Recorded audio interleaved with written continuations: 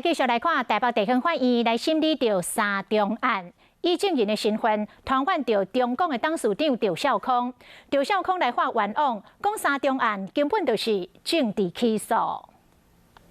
就是一个政治起诉，司法追杀马英九，欲加之罪啊！去台北地方法院出庭作证，中共董事长赵少康指控三中案是政治起诉，前总统马英九却司法对杀。你是马友友，所以那个马总统才私相授受吧？中共乱讲了，马友友多了。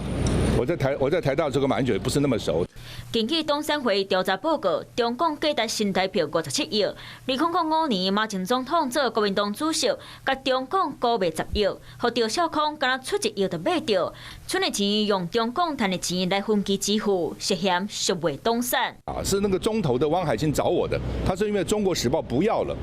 如果中广那么好，《中国时报》为什么不要呢？好事什么时候轮到我身上呢？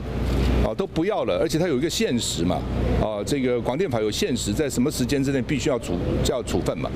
马前总统却检方以违反交易法、刑法、背信的罪起诉，来到法院话嘛无讲收罪。你把中共私相授受给马友友、赵少康怎么看？谢谢。赵少康电党的国民党计划参选党主席，含2024年总统，后来前几年的三中案，搁一摆受到外界注意。